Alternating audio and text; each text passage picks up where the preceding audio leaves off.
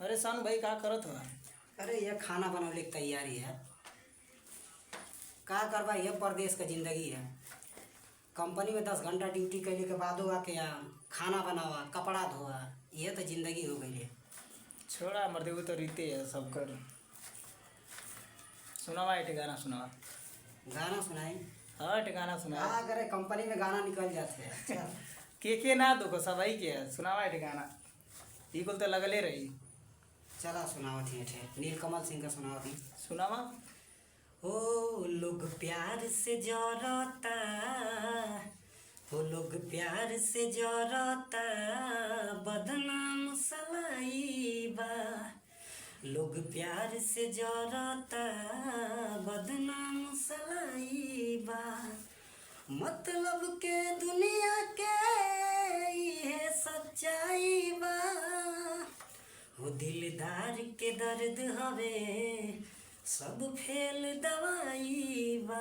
वाह वाह। हो लोग प्यार से जरता, बदनाम सलाई बा। हो जिंदगी में बस तोहरा पूनम के रात रही।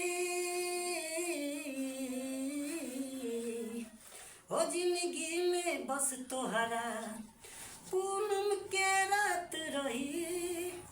हो उगत सूरज रहबा तो दुनिया साथ रही। हो उगत सूरज रहबा तो दुनिया साथ रही। हो दुख के बादल घेरे, हो दुख के बादल घेरे, गायब परछाई बा।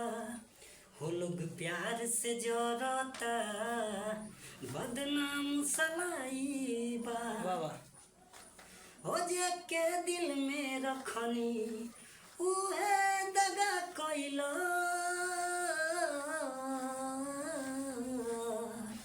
हो जे के दिल में रखनी, उहे दगा कइलो। दुश्मन भी ना करे उ काम सगा कइलस। दुश्मन भी ना करे उ काम सगा कइलस। होई रणजीत सानू के, होई रणजीत सानू के, किस्मत हर जाई बा। हो लोग प्यार से जरता, बदनाम सलाई बा। मतलब के दुनिया के ये सच्चाई बा। मतलब के दुनिया के ये सच्चाई बा। हो दिलदार के दर्द हवे, दिलदार के दर्द हवे, दिलदार के दर्द हवे, सब फेल दवाई बा। लोग प्यार से जरता, बदनाम सलाई बा।